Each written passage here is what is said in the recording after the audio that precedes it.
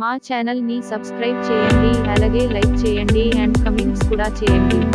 మరిన్ని new videos కోసం ఇప్పుడే సబ్స్క్రైబ్ చేయండి. Sunshine global networks Koduru Rajasekhar గారు. టుడే టాపిక్ స్టాక్ మార్కెట్లో three types of stock. Number 1 large cap, number 2 middle cap, number 3 వచ్చి స్మాల్ క్యాప్. అసలు వీటేంటి అంటే స్మాల్ క్యాప్ అంటే చిన్న చిన్న కంపెనీ, దానికి మినిమం వచ్చేసి 5,000 crores అబవ్ ఉంటే స్మాల్ క్యాప్స్ కింద వస్తాయి. 5,000 crores బిల్, 5,000 crores అలా ఉన్నవి స్మాల్ క్యాప్స్. మిడిల్ అంటే 5,000 to 20,000 crores క్యాపిటలైజేషన్, ఆ కంపెనీ యొక్క పెట్టుబడి. అవి వచ్చేసి మిడ్ క్యాప్స్ అంటారు. 20,000 crores అబవ్ ఉన్నవన్నీ లార్జ్ క్యాప్స్ అంటారు. బ్లూ చిప్ షేర్స్ కూడా అంటారు. లార్జ్ క్యాప్ స్టాక్స్ని బ్లూ చిప్ కంపెనీస్ కూడా అంటారు. కాబట్టి small cap, mid cap, large cap. కాబట్టి 5,000 crores ఉన్నవన్నీ స్మాల్ క్యాప్, 5,000 crores నుంచి 20,000 crores అన్నీ మిడ్ క్యాప్, 20,000 crores అబవ్ ఉన్నవన్నీ లార్జ్ క్యాప్. కాబట్టి మార్కెట్ పడుతున్నప్పుడు స్మాల్ క్యాప్స్ ఎక్కువ పడతాయి. ఎందుకంటే అవి ఎక్కువ మంది తెలియదు, ఎక్కువ మంది ఆ షేర్లు కొనరు, దానికి బ్రాండ్ ఇమేజ్ ఉండదు. మార్కెట్ పడుతున్న లార్జ్ క్యాప్స్ అంటారు. లార్జ్ క్యాప్ నిఫ్టీ 50లో ఉండేటివన్నీ కూడా అవి ఎక్కువ పడవు, స్టాండర్డ్గా ఉంటాయి, కొల్లాప్స్ కావు. కానీ స్మాల్ క్యాప్స్ కొల్లాప్స్ అయిపోతాయి. ఆ కంపెనీ కూడా ఉంటుందని తెలియదు, అలా ఉంటాయి. అవన్నీ కూడా స్టాక్ మార్కెట్ పైన ఇంపాక్ట్ పడి అవన్నీ కూడా. కాబట్టి ఎన్నో స్టాక్లు ఎన్నున్నా మన డబ్బు పెరగాలి, బుల్లెట్ దిగాలి. ఎప్పుడు వచ్చినా కదన్నా బుల్లెట్ దిగాలంటే మన డబ్బులు పెరగాలంటే బిగినింగ్లో ఏమీ తెలియనప్పుడు లార్జ్ క్యాప్సే కొనుక్కోవడం లేదు. ఒక 10 షేర్లు వచ్చినా బాగుంటుంది. ఎందుకంటే క్వాలిటీ స్టాక్స్ అంటే గంగా గోపాలు, గడ్డిడనేది చాలు, కడబడనేమి కర్మపాలు అంటారు. కాబట్టి క్వాలిటీ స్టాక్స్. కాబట్టి లార్జ్ క్యాప్ స్టాక్లో Infosys, Reliance industries, state bank of India, అవి ఎక్కువ పాల్గొ మార్కెట్ ఎక్కడికి పోవాలి. మంచి కంపెనీస్ 50 years 100 years అని అట్లా ఎవరేజ్ సేఫ్ ఉంటుంది. ఫస్ట్ నువ్వు ఇన్వెస్ట్మెంట్లో సేఫ్ చూసుకోవాలంటే లార్జ్ క్యాప్స్ కొనుక్కోవాలి. 100 rupees షేర్ ఉంది, తక్కువలో కొందాము, తక్కువలో కాదు. నేను 10,000 రూపాయలు ఉన్నా సరే state bank of India, Infosys, HDFC, అలా క్వాలిటీ లార్జ్ క్యాప్లో ఎన్ని వస్తాయండి, ఆ డబ్బు పెరుగుతుంది. ఇది 50 రూపాయలు వస్తుంది కదా, 10,000 రూపాయలు కొందాము, ఇన్ని షేర్లు వస్తాయని కాదు. నంబర్ ఆఫ్ షేర్స్ కాదు, మీ మనీ పెరగాలి, సేఫ్గా ఉండాలి, వాల్యూ పెరగాలి అనాలి. స్మాల్ క్యాప్స్ ప్లస్ పాయింట్స్ ఏంటంటే మంచి పెర్ఫార్మెన్స్ ఇస్తుంటే అవి పెరిగినంత స్పీడ్గా లార్జ్ క్యాప్స్ పెరగవు. ఎప్పుడు తెలుస్తుంది? పెర్ఫార్మెన్స్ వచ్చిన తర్వాత తెలుస్తుంది. ముందు గుర్తించాలి కదా మనం. బాగా పెరిగిపోయినాక ఎప్పుడు బాగుందని గుర్తిస్తే మనం తిడితే అవి పడిపోతూ ఉంటాయి. అదొక ప్రాబ్లం. స్టాండర్డ్స్, ఇన్ఫర్మేషన్, కంపెనీ ఎంత ఏం చేస్తుంది, డీటెయిల్స్ అన్ని ఇన్ఫర్మేషన్, దానికి నాలెడ్జ్ కావాలి. బిగినింగ్లో నాలెడ్జ్ ఉంటుంది. కాబట్టి మార్కెట్లో ఎంటర్ అయ్యి కొంతకాలం ఇన్వెస్ట్ చేసి రిటర్న్స్ తీసుకుంటున్నప్పుడు అప్పుడు నీకు నాలెడ్జ్ గెయిన్ చేసుకొని అప్పుడు వాటిపైన ఇన్వెస్ట్ చేసుకుంటే నీకు. కాబట్టి ఫస్ట్ బిగినర్స్ ఎవరు కూడా ఇంట్రడ్యూస్ అయ్యేవాళ్ళు మార్కెట్లో. కాబట్టి టాప్ కంపెనీసే కొనుక్కోవాలి. అవైతే నీకు small caps double, triple, 3 months 4 months కూడా అయిపోతాయి. అలాగే లార్జ్ క్యాప్స్ కావు, ఆల్రెడీ అయిపోయినాయి, అవి స్థిరంగా పోతూ ఉంటాయి. కాబట్టి సేఫ్ ఉంటుంది ఇన్వెస్ట్మెంటు, రిటర్న్స్ బాగుంటాయి, డివిడెండ్స్ చాలా బాగుంటాయి, ఎక్కువ షేర్లు ఉంటాయి, ఎక్కువ క్యాపిటల్ ఉంటుంది. ఆ దగ్గర ఆర్డర్స్ ఆటోమేటిక్గా వచ్చేస్తుంటాయి. మీరు చిన్న కంపెనీ నిలబడాలి, నిలదొక్కోవాలి, కంపెనీ ఉంటుంది తెలియదు. కాబట్టి ఆ పెర్ఫార్మెన్స్ ఏం చేస్తుంది, ఎక్కడ మనం ఎవరే వాచ్ చేయాలి, ఇన్ఫర్మేషన్ సరిగ్గా దొరకదు, చెప్పేవాళ్ళు ఉంటారు, అడిగినా ఎందుకంటే అలా. కాబట్టి లార్జ్ క్యాప్స్లో ఫస్ట్ ఇన్వెస్ట్ చేసుకొని బెనిఫిట్స్ పొందుతూ చేసుకోవాలి. స్మాల్ క్యాప్లో ఈ మధ్య కొన్ని కంపెనీస్ ఇవి పెర్ఫార్మెన్స్ చేసాయి. 5 times 10 times కూడా 1 yearలో ఉన్నాయి. కాబట్టి అవి కొన్ని గుర్తించుకొని అక్కడి నుంచి వాటిలో ఎప్పుడు ఎవ్రీ ఫాల్లో కొంత ఇన్వెస్ట్ చేసినా అలా మనం అలా పెట్టుకోవచ్చు. కాబట్టి large cap, mid cap, small cap అనే షేర్ తెలుసు. కాబట్టి బిగినర్స్ ఎప్పుడు కూడా లార్జ్ క్యాప్ షేర్స్లో కొనుక్కోవాలి. లార్జ్ క్యాప్ షేర్స్లో నేను కోరుకోమని చెప్పే షేర్లు state bank of India, Reliance industries, TCS, Infosys, HDFC bank, HDFC life insurance, HDFC state bank, SBI life ఇలాంటి కొనుక్కోవాలి. టాటా స్టీలు, టాటా మోటార్స్ కాబట్టి M&M, మహీంద్ర, టెక్ మహీంద్ర, కాబట్టి Kotak bank, axis bank, ICICI bank, వీటిని తీసుకోవాలి. జనరల్గా బ్యాంకింగ్ రంగం బాగుంటేనే భారతదేశం బాగుంటుంది. బ్యాంక్స్ ఏం కావాలన్నా బ్యాంక్ ఉండాలి, అప్పులు ఇవ్వాలి, కంపెనీస్ ఎదగాలంటే. కాబట్టి బ్యాంక్ స్టాక్ ఫస్ట్ ప్రయారిటీ. మీ పోర్ట్ఫోలియోలో బ్యాంక్ స్టాక్స్కి ఫస్ట్ ప్రయారిటీ ఇవ్వాలి. అసలు బ్యాంక్ స్టాక్ కొనుక్కోవాలి. ఫస్ట్ నువ్వు కొనుక్కునేది బ్యాంక్. ఎందుకంటే గవర్నమెంట్ బ్యాంక్స్ కానీ కార్పొరేట్ బ్యాంక్స్ కానీ ఎక్కడికి పోవాలి, సేఫ్ నీకు ఇన్వెస్ట్మెంట్. కాబట్టి స్టేట్ బ్యాంక్ ఆఫ్ ఇండియా కానీ, ఐసిఐసి బ్యాంక్ కానీ, హెచ్డిఎఫ్సి బ్యాంక్ కానీ, యాక్సిస్ బ్యాంక్ కానీ, కోటక్ బ్యాంక్ కానీ, బ్యాంక్ స్టాక్స్కి ఫస్ట్ ప్రయారిటీ. మీ మనీలో 50% బ్యాంక్ స్టాక్స్ ఇన్వెస్ట్ చేయొచ్చు. బ్యాంక్ స్టాక్స్ వాటిలో ఇన్వెస్ట్ చేసుకోవచ్చు. తర్వాత ఫస్ట్ ప్రయారిటీ బ్యాంకింగ్ రంగం. అది ఉంటేనే హార్ట్ లాగా. బ్యాంక్ స్టాక్సే మెయిన్. దాన్ని ఎక్కువ అడగనక్కర్లా, దాన్ని డౌట్ పడినక్కర్లా. స్టాక్ మార్కెట్లో ఎవరు చూడు బ్యాంక్స్ ఏదంతా కొనేసి షేర్ మార్కెట్ పోతుందని నెగిటివ్ సింప్టమ్స్ పంపించడం, ఏదంటే చేసేసి. కాబట్టి బ్యాంక్ స్టాక్ కొనుక్కో, స్టేట్ బ్యాంక్ కొనుక్కో, ఐసిఐసి బ్యాంక్ కొనుక్కో, ఇవ్వక 100 కొనుక్కో. ఎస్బీఐ 400 రూపాయలు వస్తాను, ఐసిఐసి బ్యాంక్ 600 వస్తాను, హెచ్డిఎఫ్సి బ్యాంక్ 2100, 2000, హెచ్డిఎఫ్సి 2800 అలాగే. కాబట్టి ఆ స్టాక్ కొనుక్కో. బ్యాంక్ స్టాక్స్ కొనుక్కునే సెకండ్ ఫస్ట్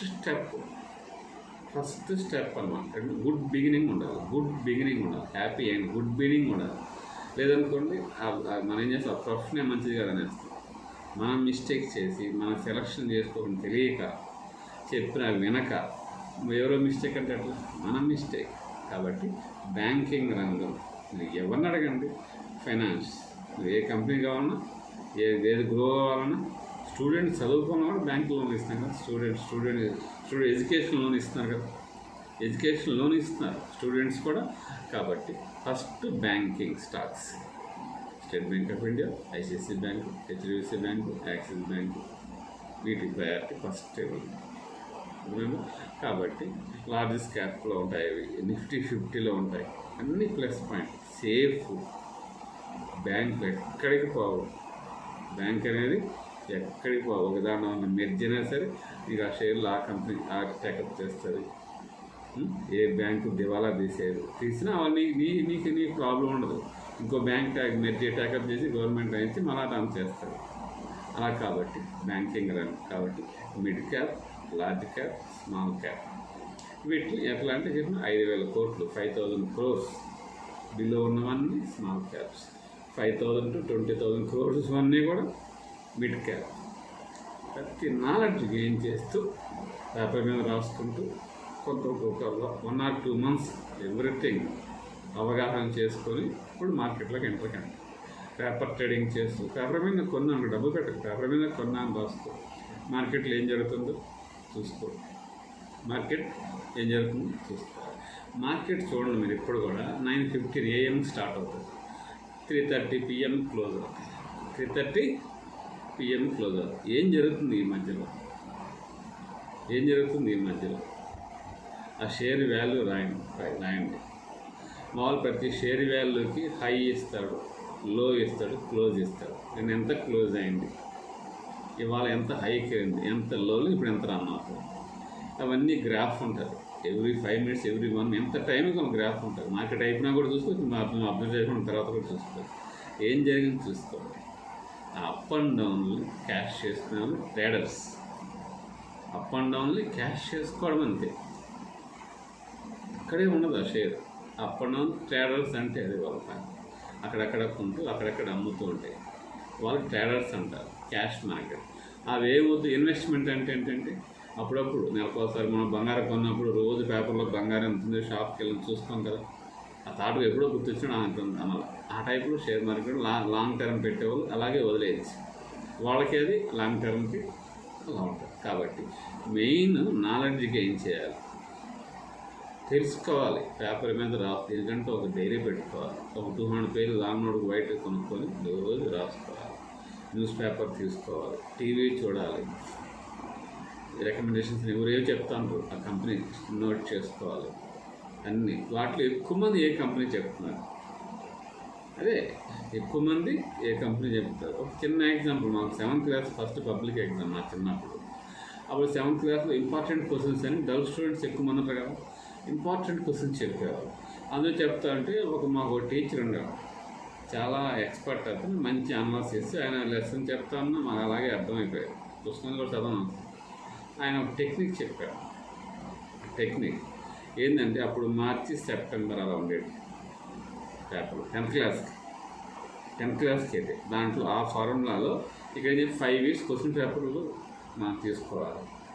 5 వీక్స్ 10th క్లాస్కి అయితే మార్చి అయిపోతుంది, సెప్టెంబర్లో రాసేవాళ్ళు. ముందుగా అర్థమైంది సెప్టెంబర్ అన్నాడు, మార్చి పైన అన్నాడు. అంటే ఆయన ఫెయిల్ అయిపోతే ఆ ఇయర్ వేస్ట్ కాక రూల్స్ మారిపోయినాయి. ఆ క్వశ్చన్ పేపర్లో పెట్టుకొని రిపీటెడ్గా ఏ క్వశ్చన్లు వచ్చాయి ఎక్కువ అవే ఇంపార్టెంట్, అది డెఫినెట్గా వస్తాయి. అది అర్థమైంది. ఎందుకని ఏ 5 వీక్స్ క్వశ్చన్ పేపర్ మీరేం తీయండి, జనరల్గా వచ్చే క్వశ్చన్స్ ఎక్కువగా అలాగా మనకు కూడా ఇంపార్టెంట్.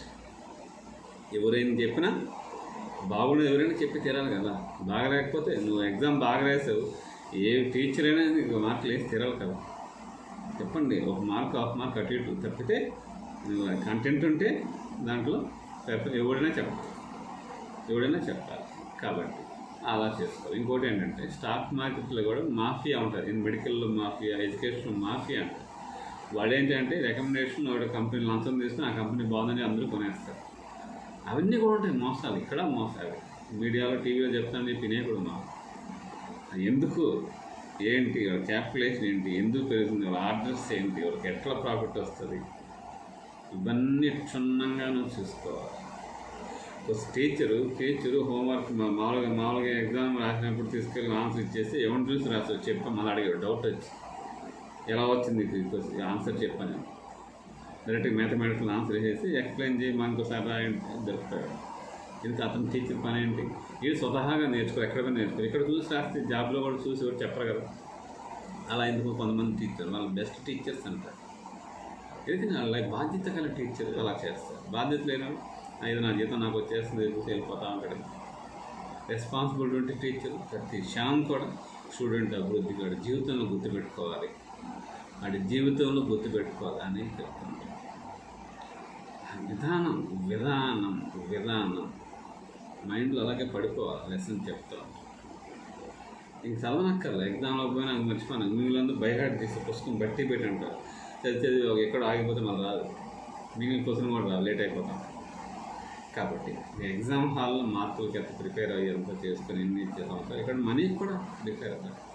మన మనీ ఎంత పోతుంది, ఇక్కడ రూపాయి కూడా పోదు, 1 రూపాయి కూడా పోదు. స్టాక్ మార్కెట్లో పైసా కూడా పోదు, నష్టపోయేం పని లేదు. స్టాక్ మార్కెట్ మార్వాడి సంపాదించినట్టు, గుజరాత్ స్టేట్ సంపాదించినట్టు ఎవరు సంపాదించరు. కారణం ఏంటంటే విధానాలు. మనం ఎడ్యుకేటెడ్స్ కాదు వాళ్ళు, గుజరాత్ వాళ్ళు. ఆంధ్రప్రదేశ్ అనేది ఇండియాలోని ఎడ్యుకేషన్లో నెంబర్ 1. ఎవరెత్తుకో హవా ఆంధ్రప్రదేశ్. కల్చర్లో నెంబర్ 1. ఇన్ని ఉంటాయి, పద్ధతుల్లో లాస్ట్. మనం రెక్టిఫై చేసుకొని అవన్నీ నెంబర్ 1 కాలేదు. పద్ధతులు ఈజీ, అదే కానీ వీళ్ళన్నీ టఫ్. అవి ఈజీ చేసి పద్ధతులు వదిలేస్తే ఏమవుతుంది? పద్ధతి, వంట చేయాలన్న పద్ధతి, తినాలన్న పద్ధతి, కంప్యూటర్లో కూడా ఆన్ చేయాలి పద్ధతి, అంటే ఏది వచ్చేది కదా.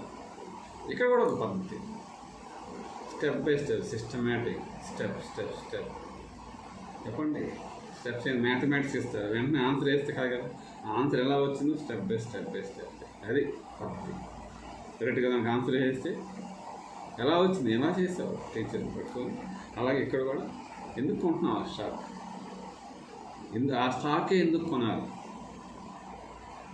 ఎందుకు బాగుంది, మిగిలిన ఎందుకు బాగలేదు, ఇది ఎందుకు సెలెక్ట్ చేసుకున్నాం, వాళ్ళ పనితీరు, వాళ్ళ company discipline, employees commitment. Employees అంటే ఒక చెప్తున్నాను, ఇన్ఫోసిస్ కంపెనీలో పనిచేసే ఎంప్లాయీ లాగా వేరే కంపెనీలు ఉండవు.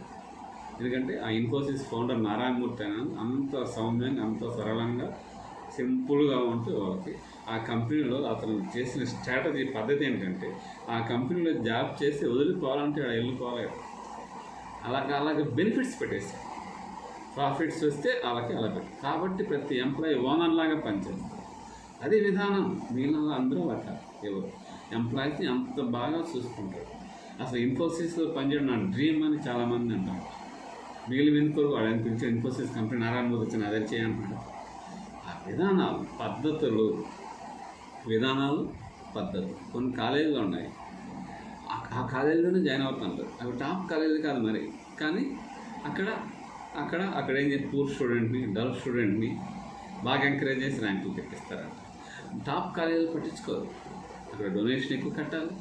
అక్కడ పూర్ స్టూడెంట్కి ఎక్కువ మంది చేయరు, 1-2 చేయొచ్చు కానీ ఎక్కువ మంది చేయరు. ఇక్కడ ఎందుకంటే వాళ్ళు ఏదో చేస్తాను, వీళ్ళు కాలేజీ నేమ్ చేసే గుడ్ విల్ ఇవి రావాలి కాబట్టి. ఇక్కడ కూడా స్టాక్ మార్కెట్లో కూడా అలాగే కొన్ని కంపెనీస్ ఉంటాయి, చిన్నవే, అవి బాగా అదే అవన్నీ చూసుకోవాలి మనం. కొన్ని చిన్న కంపెనీలు అయినా మార్కెట్ లీడర్స్ వాళ్ళు లేకపోతే ఉండదు, అలా ఉంటాయి. చిన్న కంపెనీస్ అయినా సరే వాళ్ళు చేసే పనులు market leader. Small cap companies 5,000 crores తక్కువ నిండిపోయినా కదా దాంట్లో, అది గుర్తించానుకో వాళ్ళకే ఆర్డర్ రావాలి.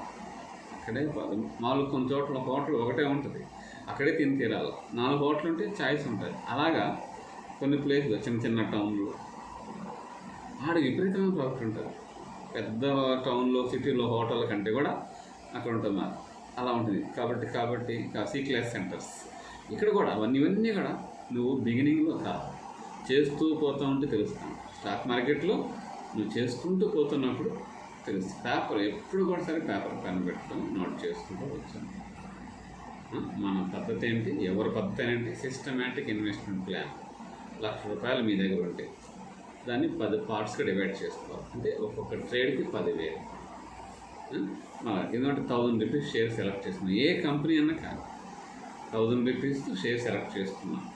అది ఎప్పుడు మొదలవ్వాలా, భారీగా మంచి కంపెనీని, కానీ కొన్ని బ్యాడ్ సిచ్యుయేషన్ వస్తాయి, పతనం అవుతాయి, అప్పుడు కొనాలి. అంటే 950 స్టార్ట్ చేయాలి. ఒక ₹50 పడినప్పుడు స్టార్ట్ చేయాలి. బాగా పెరిగినప్పుడు కొనేయకూడదు, ఎంటర్ కాకూడదు. ఎక్కడ ఎంటర్ కావాలి అక్కడ ఒక ₹10,000 ఎదురుస్తాను. నెక్స్ట్ ఒక ₹50 900 ఒక ₹10,000 700 800 850 700 అలా చేసుకుంటారు. 10 times అంటే 500. 950 స్టార్ట్ చేశారు, ₹500 మైనస్ 450 అలా చేసి ఒక్కరోజు రాదు. మంచి కంపెనీ కదా, ఏదో కొంతకాలం మంచి వ్యక్తి జ్వరం వచ్చినా ఇంకోటి వచ్చినా 2 రోజులు 3 రోజులు 4 మహా అయితే ఆ టైప్లో అలా ఇది కూడా అంతే. వాళ్ళు కూడా అట్లా ఉండిపోయి బెట్ట పైన ఉండిపోయి జబ్బు కాదు, అలా కాదు. ఆ టైప్లో ఆ కంపెనీ ఏదైనా పెరుగుతుంటే ఏదైనా పడుతూ ఉంటుంది. ఓవరాల్గా పెరుగుతుంది. మంచి కంపెనీ షేర్స్ తాత్కాలం బాగా పెరిగినప్పుడు మళ్ళీ కొంత తగ్గడం ఆటోమేటిక్. కాబట్టి అలా సెలెక్ట్ చేసుకొని అలా అక్కడ చేసుకోవాలి. లేదు అదే కొనుక్కొని వదిలేయాలి, ఒకేసారి కొనకూడదు. అలా దాన్ని సిస్టమేటిక్. బంగారు ఒకే రోజు కొంటారు. ఏ లేడీని అడగండి, ఎవరు అడగండి, బంగారు జీవితం ఒక రోజు కొంటారు కదా. పుట్టినప్పటి నుంచి చిన్నపిల్ల పుట్టింది, ఒక అమ్మాయి పుట్టింది, ఇంకా స్టార్ట్ చేస్తారు. 18 years వచ్చేవరకు ఆ అమ్మాయికి కొంటా పోతుంటే పెళ్ళి అయినప్పుడు కొంచెం ఎక్కువ కొంటారు. అట్లా పోగా సేవింగ్స్ అలా. ఇది కూడా స్టాక్ మార్కెట్లో కూడా మీరు షేర్లు కూడా అలా చేసుకుంటూ బంగారు ప్లేస్లో బంగారం కొనడం బదులు షేర్స్ కొనిపెట్టారనుకోండి, బంగారం తరుగు ఉంటుంది. వాళ్ళు వేసి ఎక్కడ తిరిగితే పోగొట్టుకుంటారు, తెప్పపోతుంది, అవసరం వస్తే అమ్మేస్తాం, తాకట్టు పెట్టేస్తాం, దాని ధర పడిపోతూ ఉంటుంది. ఇవన్నీ ఉంటాయి. ఇక్కడ గోల్డ్, అదే షేర్ మార్కెట్లో గోల్డ్ కూడా కొనుక్కోవచ్చు. గోల్డ్ ETF అంటారు. అలా పెట్టుకుంటే, కాకపోతే ఫిజికల్గా మనకి ఎవరు ఎలక్ట్రానిక్ ప్రాబ్లం ఉంటే మనం దాని రేపు మనం డెలివరీ తీసుకొని ఆ రేట్లు కొనుక్కోవాలి. కాబట్టి ఇవన్నీ కూడా ఇప్పుడు కూడా ఎక్కువ మంది అది బాగాలేదు ఎందుకు బాగలేదు, ఇప్పుడు స్టాక్ మార్కెట్ బాగాలేదన్నారు, పడిపోతున్నారు. Last month 34 lakhs demat account open అయ్యాయి. ఎందుకు ఓపెన్ అయ్యాయి? 34 లక్షల అకౌంట్ ఓపెన్ అయ్యాయి. కరోనా టైం క్రైసిస్ అని అన్నీ పడిపోతున్నాయి. ఇది ఇంకా ఎక్కువ, ఎందుకంటే దీనికి ప్లస్ అయిపోయి వచ్చింది. కాబట్టి స్టాక్ మార్కెట్లో ఎన్ని రంగాలు ఉన్నాయి? ఫస్ట్ బ్యాంకింగ్ రంగం, తర్వాత ఇన్ఫర్మేషన్ టెక్నాలజీ, ఐటీ రంగం ఈ మధ్య దూసుకెళ్ళిపోతుంది. ప్రతిదీ టెక్నాలజీ. పల్లెటూరు కూడా సరే, హోటల్ పెట్టినా దానికి కూడా సాఫ్ట్వేర్ పెట్టేస్తాం. అన్ని బిల్డింగ్ సిస్టమ్ అన్నీ కూడా ప్రతి కూడా ఆండ్రాయిడ్ ఫోన్ వాడుతున్నాడు. డిజిటల్ యుగం అయిపోయింది. కాబట్టి ఐటీ అనేది భవిష్యత్తు మామూలుగా లేదు. నెక్స్ట్ ఫార్మా అంటే ప్రతి ఒక్కరికి జబ్బులు వస్తాయి. ట్యాబ్లెట్ మింగన కుటుంబం ఉంటారు. ఈరోజు బడ్జెట్ పెట్టేసుకోవాలి. మనీ వస్తే హెల్త్ కోసం, అది మెడికల్ షాప్, హాస్పిటల్ కోసం బడ్జెట్ పెట్టారు. ట్యాబ్లెట్ కానీ ఇంజక్షన్ ఏదో హాస్పిటల్ కోనాలు ఉన్నారు ఈరోజు. యంగ్స్టర్స్ కూడా సార్ పెళ్ళి కానీ మరి లేడీస్ ఎక్కువ, మన అమ్మాయి ఏదో ప్రతిదానికి ట్యాబ్లెట్, ప్రతిదానికి వాడేస్తున్నారు. ఆహారపు అలవాటు బాగాలేదు. కాబట్టి ఈ 2 రంగాలు ఉజ్వల భవిష్యత్తు. ఇన్ఫర్మేషన్ టెక్నాలజీ, ఐటీ రంగం, ఇది ఫార్మా రంగం. ఈ కరోనా టైంలో ఫార్మా రంగం ఒక కంపెనీ లారస్ ల్యాబ్ అని ఉంటుంది.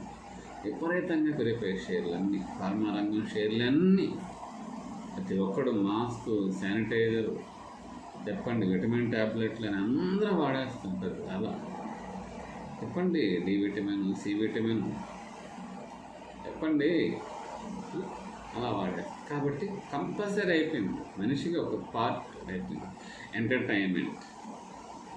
ఎంటర్టైన్మెంట్ మనిషికి కంపల్సరీ.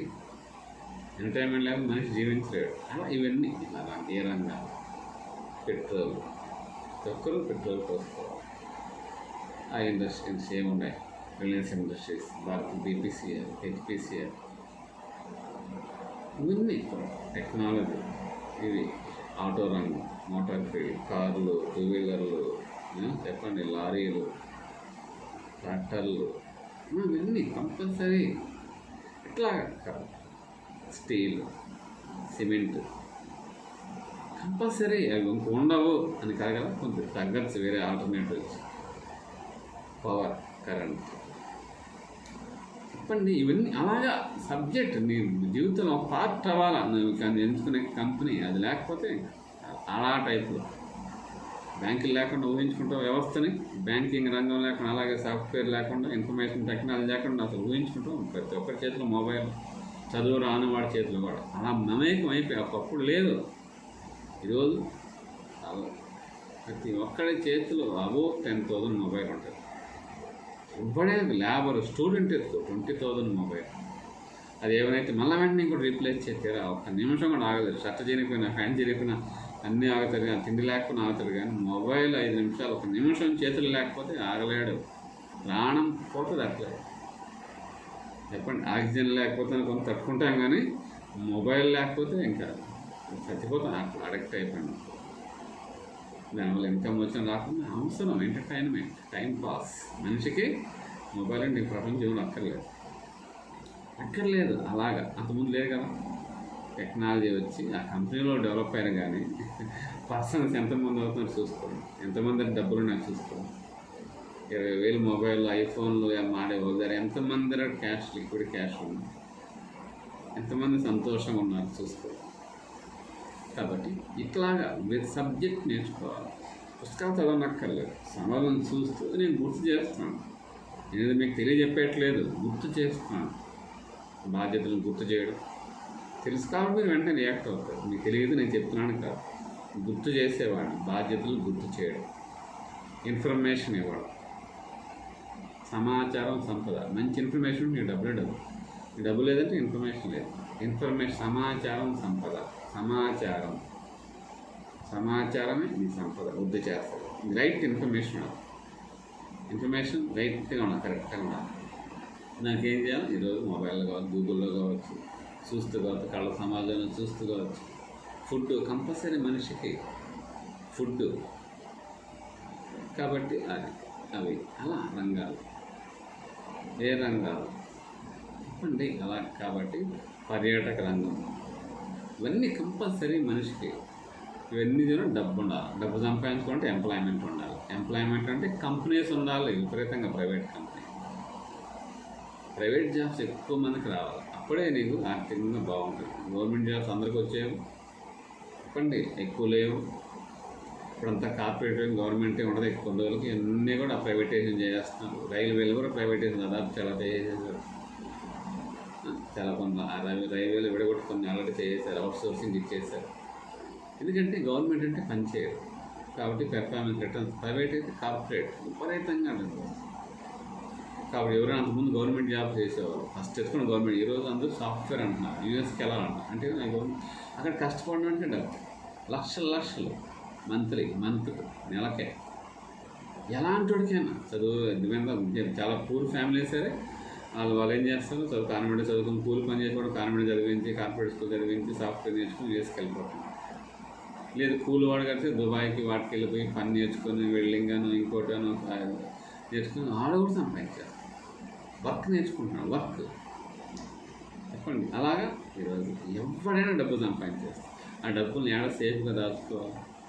అందరూ ల్యాండ్లు కొనేయలేరు, ఒకేసారి డబ్బును పోగు వేసుకుంటే ఖర్చు అయిపోవాలి. షేర్స్లోనే కొనాలి. బంగారు కొనుక్కుంటే దాచుకోలేము, బ్యాంకులో వేసుకుంటే తీసి వాడేస్తాం. షేర్స్ వాళ్ళందరూ కూడా షేర్లో పెట్టేయచ్చు. కాబట్టి స్టాక్ మార్కెట్ అనేది అంత విధంగా మీకు మమేకం. కాబట్టి మిడ్ క్యాప్, స్మాల్ క్యాప్, రోజుకు ఒక సబ్జెక్ట్, రోజుకు ఒక వీడియో, రోజుకు ఒక ఇన్ఫర్మేషన్, మళ్ళీ దాని డెప్త్, బేసిక్స్. ఫస్ట్ బేసిక్స్ తెలియాలి. స్మాల్ క్యాప్ అంటే ఏంటి, మిడ్ క్యాప్ అంటే ఏంటి, బ్లూ చిప్ అంటే ఏంటి, అంటే కాదు కదా, తెలుసుకుంటూ ఒక్కొక్కటి తెలుసుకుంటాం. అసలు షేర్ అంటే ఏంటి, ఎంఎస్సి నేషనల్ స్టాక్ ఎక్స్చేంజ్ ఏంటి, బిఎస్సి బాంబే స్టాక్ ఎక్స్చేంజ్, దానికి దీని డిఫరెన్స్ ఏంటి, ఇప్పుడు state government central government difference ఏంటి. ఇది రాష్ట్రం వరకే ఉంటుంది, అది దేశం అంతా. ఆ దేశం అంతా ఉన్న మా రాష్ట్రం కూడా పనిచేస్తుంటారు, రైల్వేస్ కావచ్చు, ఇవన్నీ వాళ్ళకన్నీ కూడా ప్రధానమంత్రి దేశ వాళ్ళు, ఇక్కడ స్టేట్తో సంబంధం పనిచేసే స్టేట్లోనే. అలాగా కాబట్టి బాంబే స్టాక్ ఎక్స్చేంజ్ లోకల్ లాగా, ఇది national stock exchange central government లాగా, నిఫ్టీ 50 కంపెనీస్. కాబట్టి 1500+ కంపెనీస్ చేస్తాయి. దాంట్లో ఒక 6000 కంపెనీస్ రావాలి, మళ్ళీ కంపెనీస్ లిస్ట్ పెడతాం చెప్పండి. కాబట్టి స్టాక్లు రూపాయి ఉన్నాయి, 80,000 రూపాయలు స్టాక్ ఉన్నాయి, 20,000 రూపాయలు ఉన్నాయి, 25,000 రూపాయలు ఉన్నాయి చెప్పండి. కాబట్టి స్టేట్ బ్యాంక్ ఆఫ్ ఇండియా 400 రూపాయలు ఉంది, ఎంఆర్ఎఫ్ అని, బ్రిటానియా అని, పెద్ద పెద్ద బజాజ్ అని 6,000, 7,000, 10,000, 20,000, 30,000, జాకీర్, కర్జాక్స్, అండర్వేర్ 30,000. ఒక షేర్ కొనుక్కోండి 30,000 కావాలి చెప్పండి. స్టేట్ బ్యాంక్ అని 400కి వస్తుంది ఒక షేర్, అది 30,000 కావాలి. అలాగే ఎంఆర్ఎఫ్ 80,000 ఇంకా పెరిగిపోతాను. అదే స్టార్టింగ్ బిగినింగ్ ఇంతే. మరి ఎక్కడుంది మీకు చోట ఎక్కడుంది ఒక షేర్ ఎంఆర్ఎఫ్ అనేది, ఎంఆర్ఎఫ్ షేర్లు అనేది స్ప్లిట్ చేయబోతుంది 80,000 రూపాయలు. ఒక్క షేర్తో ఎన్ని గజాల స్థలం కొనవచ్చు, ఒక్క షేర్తో. అలాంటి షేర్లు 1000 ఉంటే బిగినింగ్లో కొనుక్కున్నట్టు ఈరోజు ఎంత, 1000 × 80,000, 1000 × 80,000 లెక్కేసుకుంటాం. అది షేర్ మార్కెట్ ఫైనాన్స్. అలాంటి షేర్లు మూలం షేర్లు మనం ఇస్తే నెంబర్ ఆఫ్ షేర్స్ పెరుగుతూ ఉంటే ఒకసారి కొనేలా వాళ్ళది, ఒక్కసారి అంత రేట్ అయిపోవాలి. ఎక్కువ టైం పెడితే అవుతుంది. నువ్వు ఒకే రోజు ఇంత పెరిగిపోలేదు. 18 yearsకి వస్తే నువ్వు ఈ హైట్కి వచ్చావు. 1 dayలో 1 yearలో రాలేదు. కాబట్టి అట్లా పుట్టగానే ఏమి నేర్చుకోలేదు. ఇప్పుడు ఫోన్లు, ఐఫోన్లు యూఎస్ అని ఏమో చేస్తున్నాం. ఇది కూడా అంతే, తెలీదు, నాకు కాదు, అర్థం కాదు, భయం, అన్నీ అది కూడా భయమే కదా. యూఎస్ తెలియదు నాకు అర్థం కాదు, నాకు చెప్పండి. ల్యాప్టాప్ తెలియదు, మొబైల్ తెలియదు, నాకు బండి తెలియదు, నాకు చెప్పండి. ఏమన్నా అంటాం మనం, నాకు ఏది తెలియదు అంటాము. తెలుసుకుంటే అన్నీ తెలుస్తాయి, తెలియకపోతే ఏం తెలియదు. ఇష్టం లేదు, వేరే కూడా వదిలేయండి. ఎంతమంది తెలుసు స్టాక్ మార్కెట్ చదువుకున్న వాళ్ళకి, ఎంతమంది తెలుసు అసలు ఏంటి, నువ్వు చేయకపో విషయం, నాలెడ్జ్. ఇంకొకరికి చెప్పడానికైనా ఇంకొకరికి చెప్పాలి కదా, ఇలా కాదని చెప్పాలి కదా, నువ్వే చేయనక్కర్లేదు. అది కావాలి, అది నేర్చుకుంటే ఫస్ట్. తర్వాత మార్కెట్ని రూల్ చేయి, మార్కెట్ గ్రిప్లో పెట్టుకోవచ్చు. బాగా చదువుకున్నాను, ఎగ్జామ్ హాల్కి వెళ్తే చక్క రాస్తావు. నువ్వు బాగా బండి రిపేర్ చేయగలవు, మొబైల్ రిపేర్ చేయగలవు, ల్యాప్టాప్ రిపేర్ చేయగలవు, లేదు బాగా తయారు చేయగలవు, బాగా వంట చేయగలవు. ఎక్స్పర్ట్ ఎలా వస్తున్నా ఎక్స్పర్ట్ నేర్చుకుంటే ఎలా నేర్చుకుంటావు? నీ ఇంట్రెస్ట్, నీ ఇష్టం. కాబట్టి వర్క్ పైన ఉన్న ఇష్టం, గోల్, ఇవన్నీ డిసైడ్ అయిన తర్వాత మార్కెట్.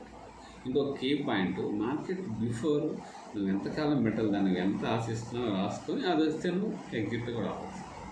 టర్మ్ ఎంత టర్మ్ దానికి ఉంటాయి కదా. ఇన్సూరెన్స్ వేసినా కూడా సరే, హౌసింగ్ లోన్ తీసుకున్నా సరే 15,000 10,000 15 ఇయర్సా, 10 ఇయర్సా, 20 ఇయర్సా. 20 ఇయర్స్ అయితే ఎక్కువ తక్కువ మనీ అవుతుంది, ఎక్కువ టైం. 15 ఇయర్స్ అయితే మనీ ఎక్కువ అవుతుంది. 25 ఇయర్స్ కూడా పెట్టుకోవచ్చు ఏజ్ ఉంటే, ఇంకా తగ్గుతుంది ఈఎంఐ. ఎక్కువ టైం వెళ్ళిపోతాం, తక్కువ టైం పెట్టుకుంటే ఈఎంఐ. అలాగే బండి 2 వీలర్ కొంటావు, కారు కొంటావు, దానికి కూడా అంతే. 24 మంత్స్ పెట్టుకుంటావా, 60 మంత్స్ పెట్టుకుంటావా. ఎక్కువ టైం పెడితే తక్కువ ప్రీమియం పెట్టుకుంటా కూర్చోవాలి. లేదా ఒకేసారి క్యాష్ పెట్టుకుంటావా, ఒకేసారి క్యాష్ పెట్టుకొనేస్తావా. కాబట్టి నాలెడ్జ్కి ఏం చేయాలి? నిఫ్టీ చెప్పండి, నిఫ్టీ 50 కంపెనీస్ ఏమున్నాయి, ఇవన్నీ కూడా నాలెడ్జ్ గెయిన్ చేయాలి. కాబట్టి mid cap, small cap, large cap అంటే ఏంటి, అసలు ఎంఎస్సి అంటే ఏంటి, బిఎస్సి అంటే ఏంటి, వీటిని కంట్రోల్ చేయడానికి సెబీ ఉంటుంది, security exchange board of India, SEBI అంట. ఇప్పుడు బ్యాంకులు అన్నట్టు రిజర్వ్ బ్యాంక్, ఆర్బీఐ అట్లా రిజర్వ్ బ్యాంక్ ఆఫ్ ఇండియా. అలాగే ఈ నేషనల్ స్టాక్, బిఎస్సి ఇవన్నీ కంట్రోల్ చేయడానికి సెబీ, సెక్యూరిటీ యాక్ట్, వాళ్ళ రూల్స్ రెగ్యులేషన్స్ ఉంటాయి, దాని ప్రకారం ఫాలో అవ్వాలి. ఎంఎస్సిని, బిఎస్సిని వాళ్ళు కంట్రోల్ చేస్తుంటారు సెబీ. దాని సెబీకి చైర్మన్ కూడా మారుతూ ఉంటారు, చేస్తుంటారు. టెలిఫోన్ ఉన్నాయి, ఐడియా కానీ ఇవన్నీ, వోడాఫోన్, వాటికి ట్రాయ్ ఉంది, TRAI, telephone regulatory authority of India. వాళ్ళ రూల్స్ ఏంటంటే మొబైల్కి ఎక్కడ ఎవరంటే కాల్ చేయకూడదు, నువ్వు కంప్లైంట్ చేస్తే నీకు కాల్ చేసిన అరెస్ట్ చేస్తారు, ఫైన్ వేస్తారు. రూల్స్ రెగ్యులేషన్స్ ప్రతి ఒక్కరూ, ట్రాఫిక్ రూల్స్ ఉన్నాయి, కరోనా ఉంది, మాస్క్ వేసుకోవాలా, శానిటైజర్ వేసుకోవాలా, 6 o'clock కర్ఫ్యూ టైమింగ్ ఏమన్నా, లేదంటే ఫాలో అవ్వాలి. ఒక బండి కొనుక్కుంటావు, దానికి లైసెన్స్ తీసుకోవాలా, ఇన్సూరెన్స్ కట్టాలి, పొల్యూషన్ వేయాలా, 1 way ఉంటే ఇలా వెళ్ళాలి, ఇవన్నీ కూడా దానికి లైట్ ఉండాలి, ఎన్ని ఉండాలా, హెల్మెట్ పెట్టుకోవాలి. ఇవన్నీ నేను కాదంటే రూల్స్ రెగ్యులేషన్స్ ఏంటి చెప్పండి. స్టాక్ మార్కెట్ రూల్స్ రెగ్యులేషన్స్ చెప్పండి, ఎవరు తెలియదు. రూల్స్ రెగ్యులేషన్స్ ఏంటి, అసలు డీమ్యాట్ అకౌంట్ ఓపెన్ చేయడానికి ఏం కావాలి, అది డీమ్యాట్ అకౌంట్ రూల్స్ ఏంటి, మనం కొన్న షేర్ ఎప్పుడు ఎట్లా వెళ్తుంది, మనం కొన్న షేర్ నేషనల్ స్టాక్ ఎక్స్చేంజ్కి ఎప్పుడు వెళ్తుంది, T+2 టుడే ప్లస్ 3 రోజులు. కానీ అక్కడ అంతవరకు బ్రోకింగ్ సంస్థలో ఉంటుంది. బ్రోకింగ్ ఈరోజు షేర్ కొన్నాం, ఇవాళే ఉండదు, తర్వాత నేషనల్ స్టాక్, ఇప్పుడు షేర్, ఈ 2 రోజులు బ్రోకింగ్ సంస్థలే ఉంటాయి. అక్కడ పంపించాలి, అక్కడైతే అప్పుడు నువ్వు ఎన్ఎస్సీ నువ్వు ఉంటావు, నెక్స్ట్ ఇయర్స్. అర్థమైందా? అలా ఇవన్నీ rules regulations. You have to know rules. ఒక గేమ్ ఆడాలంటే you have to know the rules, తర్వాత గేమ్ ఆడాలి. ఎత్తుకోవడం గేమ్ ఆడేసేమో, రూల్స్ రెగ్యులేషన్స్ తెలుసుకొని ఆ రూల్స్ ప్రకారం వెళ్ళి అప్పుడు మీరు చేసుకోవాలి. టీచింగ్ ఉంది, రూల్స్ రెగ్యులేషన్స్ ఉన్నాయి. ఒకరి అన్నీ చెప్పేస్తారు కదా, టెస్ట్లు పెడతారు, క్వార్టర్లు పెడతారు, హాఫ్ ఇయర్లు పెడతారు, యాన్యువల్ అవన్నీ చేసుకొని ఫైనల్ పెడతారు, 3 ఫైనల్ పెడతారు, మార్క్స్ తర్వాత 1 year. ఇవన్నీ అక్కడ స్టాక్ మార్కెట్లో పడుతుంటారు. నువ్వు కూడా నీ డబ్బుని ఎలా ఇన్వెస్ట్ చేసుకోవాలి, ఎంత ఏ కంపెనీ సెలెక్ట్ చేసుకోవాలి, ఎంతెంత అమౌంట్ ఎన్నిసార్లు పెట్టుకోవాలి, అది ఎంతకాలం నువ్వు అక్కడ ఉంచాలి, ఈ మధ్య మార్కెట్ జరుగుతున్న పరిణామాలు ఏంటి, ఆ కంపెనీ బాగుంది, ఆ కంపెనీ క్లోజ్ చేసి ఇంకో కంపెనీకి వెళ్ళడం. అవసరం రాకూడదంటే టాప్ కంపెనీస్, ఈ స్మాల్ క్యాప్లు, మిడ్ క్యాప్లు ఏం అక్కర్లేదు, ఓన్లీ లార్జ్ క్యాప్ స్థిరంగా వస్తూ ఉంటాయి. మీలో స్మాల్ క్యాప్ అంటే మీరు వాచ్ చేస్తూ చూసుకుంటూ కూర్చోవాలి, పరివేసి బాగుంటుంది. కొన్ని ఈ మధ్య చూస్తారు కదా, టాప్ కంపెనీస్ అనుకొని ప్రతి ఒక్కడు కూడా దాంట్లో కొన్నారు. ఈరోజు అడ్రస్ లేదు, ఎక్స్పెక్ట్ చేయరు. అలా అందుకే బ్యాంకింగ్ రంగం ఆ ప్రాబ్లమే లేదు. బ్యాంకింగ్ రంగంలో కూడా కొన్ని ప్రాబ్లం వచ్చాయి, 2 కంపెనీస్ ప్రాబ్లం వచ్చాయి, 2 బ్యాంకులు షేర్ వాల్యూనే పడిపోయినాయి. చూసుకుంటున్నాం, పడే వరకు కొనుక్కున్నా చూసుకుంటున్నాం, అంతవరకు ఉండకుండా చూసుకొని జాగ్రత్తగా 1-2 జరుగుతాయి, అన్నీ జరగవు. నీకు తెలుస్తూ ఉంటుంది, అబ్జర్వ్ ఇయర్ వరకు తెలిసిపోతా ఉంటుంది. 500 రూపాయల షేరు 400కి వచ్చిందంటే ఇంకా 300కి వస్తే ఇంకా చూస్తూ కూర్చోకూడదు, వచ్చారు బయట వచ్చేసి మనం మంచి దాంట్లో పెట్టుకోవాలి. అలా నీకు అప్పటికే ప్రాఫిట్లో ఉంటావు. ఒకసారి కొనలే కదా, కొంటా పోతున్నావు కూడా నీకు ప్రాఫిటే. అలాగా అన్ని కాలం పెట్టామంటే నీకు 100 రూపాయలు తగ్గిందంటే కూడా నీకు ప్రాఫిట్ తగ్గింది, కానీ నీ క్యాపిటల్ ఏం తగ్గదు. నువ్వు 5 years 10 years పెడితే నువ్వు జాగ్రత్త పడాలండి. ఇంకా పెరగకుండా 5 to 10% కూడా పడిపోతుందంటే ఏం జరుగుతుందో తెలుసుకోవాలి. అంతా చూసుకుంటే ఏ అనలిసిస్ట్ కానీ ఏ టీవీ ఛానల్ చూసినా ఏం తెలిసిపోతుంది. బ్యాంక్ ఎందుకు లాసిపోతుంది, అప్పులు ఇచ్చేస్తారు, అప్పులు ఇచ్చినాడు ఎగ్గొడతాడు. అదే ప్రాబ్లం. అప్పులు ఒకరికే ఎక్కువ ఇచ్చేస్తాడు. అలా ఈ 10,000 కోట్లు ఒకరికే ఎందుకు ఇస్తాం? అలా ఇవ్వకూడదు. ఆ రూల్ వల్ల బ్యాంక్ వ్యవస్థ నాశనం అయిపోయింది. బ్యాంక్ వ్యవస్థ నాశనం అయిపోయింది. అలా ఇవ్వకూడదు. స్టేట్ బ్యాంక్ ఉంది, గవర్నమెంట్ టీచర్కి లోన్ ఇస్తారు. గవర్నమెంట్ టీచర్ 50 లక్షలు కోటి రూపాయలు తీసుకోడు.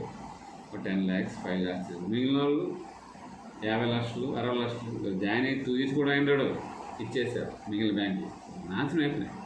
స్టేట్ బ్యాంక్ అలా ఎవరు ఎప్పుడు. ఒక బ్యాంకు ఒక వ్యక్తికి వాళ్ళ 90% మనీ ఇచ్చేసారు.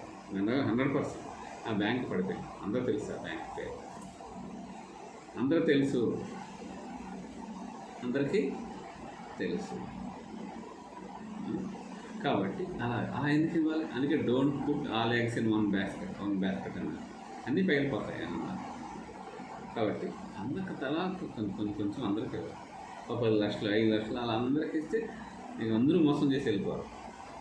ఓ 5% 10% నీ ప్రాఫిటే కొంత తగ్గుతుంది తప్పితే క్యాపిటల్ తగ్గకూడదు. తల పెట్టకూడదు. ఎప్పుడు కూడా తల తీసుకెళ్ళి పెట్టకూడదు.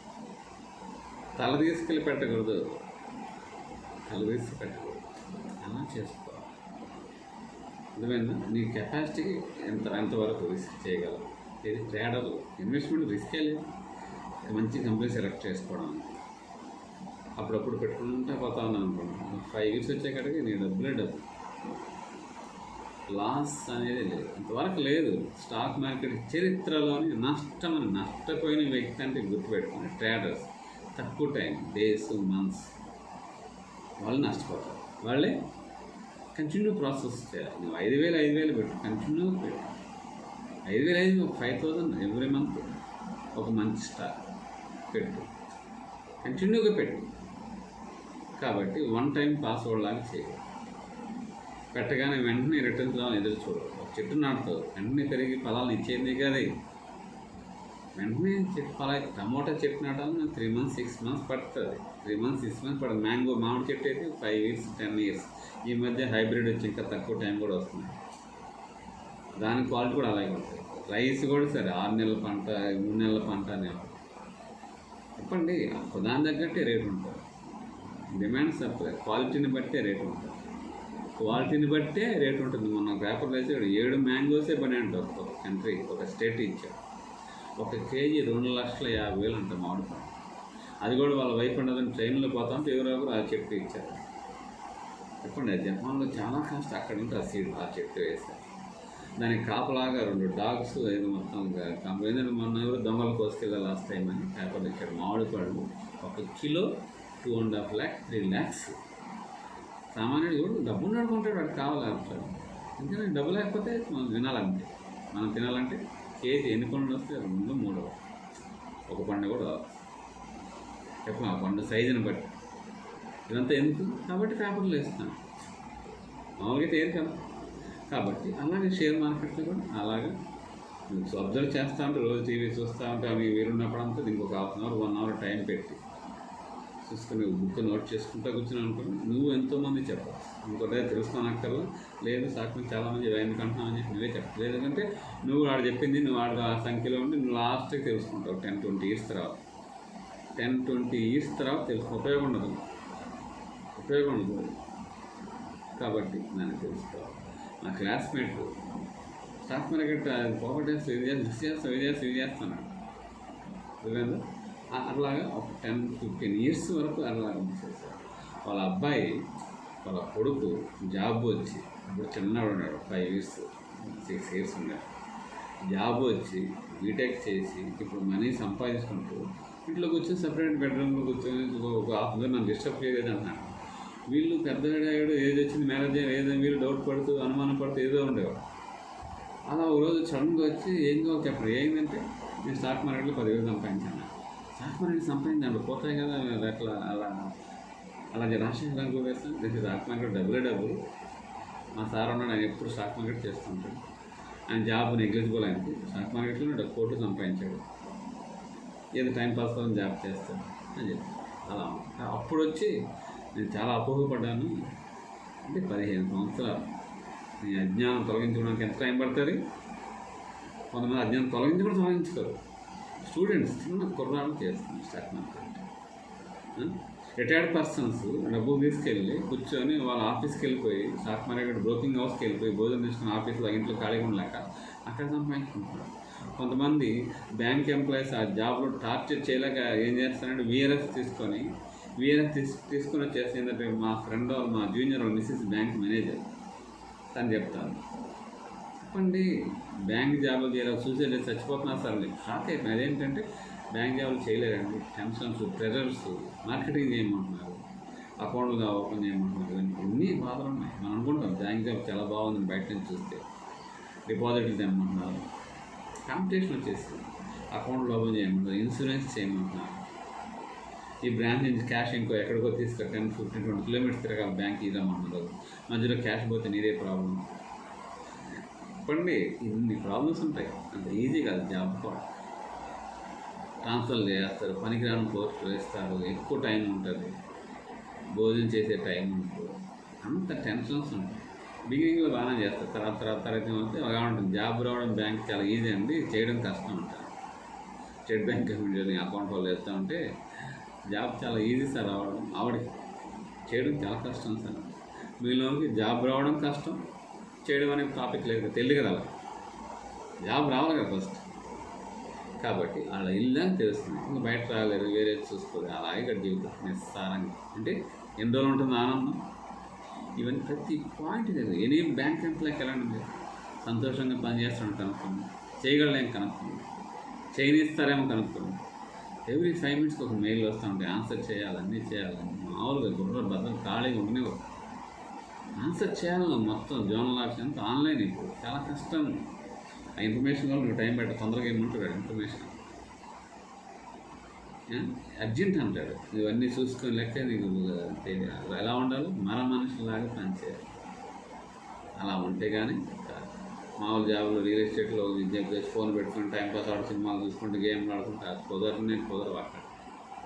కుదరని ఇవ్వరు ఇన్ని ఉంటాయి. కాబట్టి స్టాక్ మార్కెట్లో డబ్బుల్ని బ్రహ్మాండంగా సంపాదించుకోవచ్చు, ఈజీగా హ్యాపీగా కళ్ళు మూసుకొని.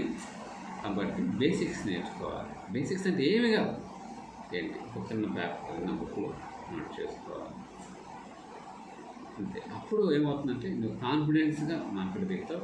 ఎవరిని అడిగినా నువ్వు చెప్పగలుగుతావు కాన్ఫిడెన్స్గా, వాళ్ళకు కూడా అలా. కాబట్టి నువ్వు ఎడ్యుకేట్ అయితే అందరిని ఎడ్యుకేట్ చేయగలవు. నువ్వే అన్ఎడ్యుకేటెడ్గా ఉంటే, అన్ఎడ్యుకేటెడ్ అంటే తెలియకపోవడం అంతే. బాగా చదివిన వ్యక్తి తెలియకపోవడం, అన్ఎడ్యుకేటెడ్ కంటే గౌరవం ఎక్కువ. స్టాక్ మార్కెట్ లేకుండా ఏదో జీవితమే లేదు, ప్రపంచమే లేదు.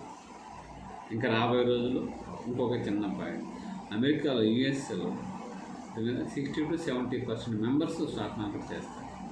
ఇండియాలో 3%. అది ఇప్పటికీ, ఇంతకుముందు 0.5% ఉండేది. 140 కోట్లు అనుకుందాం రౌండ్ ఫిగర్. 139, 130 ఎప్పుడో సెన్సెస్, ఇప్పుడు ఇంకా ఎక్కువ దాటి ఉంటుంది, ఇంకా అకౌంట్లు ఎప్పుడో చెప్తాను. 3% అంటే ఎంత?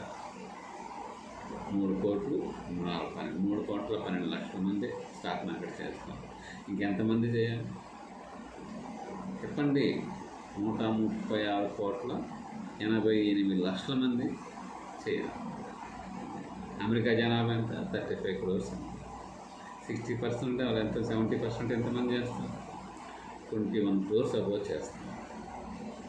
ఇట్లా గణాంకాలు చెప్తారు. దీన్ని అనాలసిస్ అంటారు, స్టాటిస్టికల్ డేటా అంటారు. ఒక్కటి చెప్పమను, షో మీ 1%. చెప్పాయి కదా, ఇండియాలో ఎంతమంది చేస్తున్నారు స్టాక్ మార్కెట్? 3%, ఇంకా తక్కువే. అమెరికాలో 60 to 70. అందుకే అగ్రరాజ్యమయ్యే వాళ్ళు మనం ఇంకా ఇబ్బంది పడుతున్నాం. అగ్రరాజ్యం ఇండియాలో ఉన్న తిరుగుతాడు వాళ్ళకి లేదు. వాళ్ళు ఇండియన్స్ని పెట్టుకొని వాళ్ళు రూల్ చేస్తారు. లీడర్షిప్ వాళ్ళు పర్చేస్ అంతా ఇండియన్సే. అమెరికాని ఏలుతున్నారు ఎన్ఆర్ఐ. అందు తెలుగు పీపుల్, ఇండియన్స్లో కూడా తెలుగు పీపుల్ ఎక్కువ ఉన్నారు. తానా మహాసభలు, Telugu association of north America, అక్కడ ఎలక్షన్స్లో కూడా వీళ్ళే. చెప్పండి, ఫండ్స్ కలెక్ట్ చేయడం. ఎందుకంటే రిపబ్లిక్ పార్టీ, ఇంకో పార్టీ ఉంటుంది. వీళ్ళే డెమోక్రటిక్ రిపబ్లిక్. సెనేట్లో మెంబర్లు ఎన్నో, అమెరికా వైస్ ప్రెసిడెంట్ కూడా ఇండియన్, రాబోయే రోజు ప్రెసిడెంట్ కూడా అవుతారండి. అట్లా ఇక్కడి నుంచి వెళ్ళి, కాబట్టి వాళ్ళ గొప్పతనం కాదు, తెలివితేటలు వాళ్ళు జాయిన్ చేసుకుని వాళ్ళ పద్ధతులు చేయమని చెప్పడం అది గొప్పతనం. మనం తెలివితేటలు అక్కర్లేదు, పద్ధతులు ఉంటే తెలివితేటలు ఉండేవాడు పడేస్తే వచ్చేస్తారు జీతానికి, ఉపయోగించి ఎదగడమే అది. కాబట్టి తెలివితేటలని తెలివైన వాళ్ళతో ఉండడం తెలివితేటలు, తెలివైన వాళ్ళ మొదట జాయిన్ చేసుకోవడం మన తెలివితేటలు. లేదంటే మన తెలివి లేనట్లే. తెలివితేటలు ఉంటే నీ స్టాఫ్ ఉన్న డబ్బు సంపాదించు ఈజీగా, రిస్క్ లేకుండా. రిస్క్ అంటే చెప్పే కదా, షాప్ పెడతావు రిస్క్, హోటల్ పెడతావు రిస్క్. హోటల్ నీకు వంట తెలియదు, వంట మాస్టర్ని జాయిన్ చేసుకుంటావు, వాడు నెల చేసి వెళ్ళిపోతాడు. ఇంకోటి వస్తే వంట రాదు, కింద సరిగా బాగాలేదు, నీకు ఆ కస్టమర్ రాదు. కార్ డ్రైవింగ్ నువ్వే చేయాలంటే యాక్సిడెంట్ నువ్వు రిస్క్ అవుతుంది, డ్రైవర్ని పెట్టుకోవాలి. ఏదైనా గుద్దేస్తే డ్రైవర్ నువ్వు పక్కన, నువ్వే గుర్తు ఏమవుతుంది, అది రిస్క్. ప్రతి ఒక్కరు ఓన్ డ్రైవింగ్ అంటారు. ఓన్ డ్రైవింగ్ ఇది వెరీ డేంజరస్. నువ్వే ఉంటావు, గుర్తు వచ్చేసి విలేజ్ వచ్చి నీ పైన పడేది. కాబట్టి పద్ధతులు, చాలా పద్ధతులు నేర్చుకోవాలి. పద్ధతిగా స్టాక్ మార్కెట్లో ప్రతిరోజు డబ్బు సంపాదించుకోవచ్చు ట్రేడర్గా. దానికి ఏం చేయాలి నేను చెప్పాను కదా, సిస్టమ్ పెట్టుకొని డైలీ కూడా మిగిలింది అలా వదిలేయాలి. డెలివరీ క్యాష్, అప్పు కాదు. ట్రేడర్ అప్పు చేయకూడదు. అప్పులు 10,000 ఉంటే ఆడు నీకు 5 లక్షలు కూడా అప్పు ఇస్తారు ఆన్లైన్లో, అప్పులు వచ్చేస్తారు. హవర్స్ అంతే, డే కూడా కాదు, ఎక్కడ జరగదు. ఆ డబ్బును అప్పుడే తీసి నువ్వేం చేస్తావు అలాగా, అదే తప్ప. ఒక్కడ ఆన్సర్ చేయగలరు. 9:30కో 10కో డబ్బులు ఇస్తారు ఆన్లైన్లో, మళ్ళీ 2 o'clock ఇచ్చేయాలి. మార్కెట్ అయినా గంటలో పడిపోతే అప్పుడే ఇచ్చామంటాడు. అదేంటే అంతే అంటాడు. మార్కెట్ కొన్నిసార్లు 1000 పాయింట్స్ నిఫ్టీ ఒకరోజు పడిపోయింది, అరగంట అప్పుడే డబ్బులు ఇచ్చేంటే వాళ్ళు క్లోజ్ చేస్తాం. ఏమంటే మనం చెప్పలేమంటే అలాంటప్పుడు అంటే అవర్స్ ఎక్కడ అప్పు తీసుకుని అవర్స్ అప్పుడే ఇచ్చేస్తారా? ఏం చేస్తావు ఈ అవర్స్? వాడు ఎవరైనా ఏం చేస్తారు చెప్పండి. ఎవరైనా ఎలా ఇస్తారు? డబ్బులు లేనట్టు తీసుకొని గంటల్లోనే నేను చెప్పే ప్రతి పాయింట్ నోట్ చేస్తూ ఎవరిని ఆన్సర్ చేయండి. పేపర్ మీద ఆన్సర్ చేయాలి, రిటర్న్ ఆన్సర్ చేయాలి. ఇవి చెప్పాలి. మళ్ళీ తర్వాత ఇవి ఎవరు చెప్పడు. అవన్నీ నువ్వు తెలుసుకోవచ్చు. గూగుల్లో ఉంటాయి, ఆన్లైన్ ఉంటాయి, వాళ్ళు చెప్పేదంతా ఇన్ఫర్మేషన్ వాళ్ళు చూసి చెప్తారు. ఇప్పుడు నేను చెప్పే పాయింట్లు ఎక్కడ చూసి చెప్పలేదు. నా అనుభవం, నా అనాలసిస్, నా రీసెర్చ్, నా పిహెచ్డి. చెప్పండి. స్టాక్ మార్కెట్లో డాక్టరేట్ 5, 1, 2 కాదు 5 డాక్టరేట్స్ నాకు ఇంకా రోజు గడిచిపోతుంది. పేపర్ మీద రాసేయబట్టి వాటి మీకంతా నువ్వు తెలుసుకుంటావు. నీకేం చెప్పనక్కర్లేదు. నేను చెప్పేది గూగుల్లో ఎత్తుకుంటే నీకేముంటుంది. ఇవి నేను చెప్పేది గూగుల్లో ఉండదు, ఎవడు చెప్పడం. నడిపిస్తే వెనకాల నడిపిస్తాను. అర్జునుని కృష్ణుడు ఎట్లా నడిపించడం ఇంకా పవర్ఫుల్గా నడిపిస్తాను. అది మనం అవును లేదు, బెనిఫిట్ అవుట్ అవుట్ చూసేలేదు. ఇప్పుడు అర్జునుడు నడిపించడానికి కృష్ణుడు లేరు, నేను ఉన్నాను. అతను ఒక్కడిని నడిపించాడు, వాళ్ళ బావ కాబట్టి కాబట్టి తెలియజేశాడు కాబట్టి నేను ఎవరినైనా నడిపిస్తాను, ఎవరినైనా నడిపిస్తాను. ప్రాఫిట్స్ వెనకాల ఉంటే అంతే, ప్రాఫిట్సే లెక్క పెట్టుకోవాలి. డబ్బు పేపర్ మీద ఎవ్రీథింగ్ ఆన్ పేపర్, కూర్చోవడం, మార్కెట్ చేసుకోవడం, అప్ అండ్ డౌన్ క్యాష్ చేసుకోవడం, నంబర్ ఆఫ్ టైమ్స్ చేయడం. 100 షేర్లు 100 సార్లు కొనుక్కోవాలి. ఏమన్నా మనం ప్రపంచంలో కొనడానికి తీసుకోండి, పడుతున్నప్పుడే కొనాలి, ఒకే ప్రైస్ మీద కొనకూడదు. అంటే వెయిట్ చేయాలి, టైం పడుతుంది. 100 షేర్స్ని 100 టైమ్స్ కొనాలి. కొనుక్కోమని చెప్పి ఛాలెంజ్ చేస్తున్నాయి. కొనుక్కోమని ఏంటని చెప్పాలి. ఛాలెంజ్ ప్రజెంట్ వచ్చి 2,250 రూపాయలు రిలయన్స్ షేర్ ఉంది. ₹1 పావలైనా తక్కువ ఉండాలి, పైసా అయినా తక్కువ ఉండాలి. ఇంకో సెకండ్ షేర్ అలాగే 100 టైమ్స్ కొనాలి. ఏ షేర్ ఈక్వల్ కాకూడదు కొనమని. అయితే ఇదే పద్ధతి. సక్సెస్ ఒకేసారి కొనేస్తే అలా 100 సార్లు పేపర్, ఇంకో పైసానా తగ్గాలి, పైసానా అంటే అలా జరుగుతుందా? జరగదు.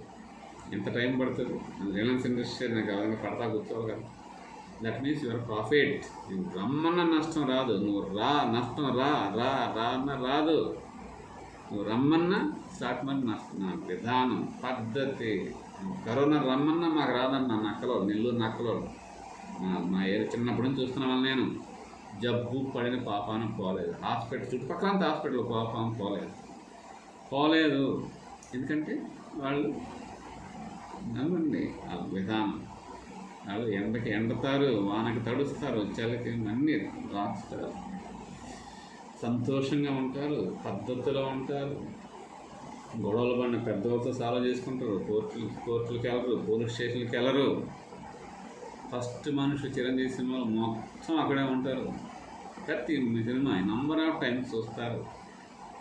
సరదాగా ఉంటారు, హ్యాపీ గడిపేస్తారు. కట్టెలు పోయితే వండుకుంటూ ఉంటారు, రోడ్డు మీదనే వండి తింటూ ఉంటారు, రోడ్డు మీదే బెడ్లింగ్ ఉంటారు, రోడ్డు మీదే పడేస్తుంటారు, రోడ్డు మీదనే బతికేస్తారు జీవితాలు ఎలాగెళ్ళగట.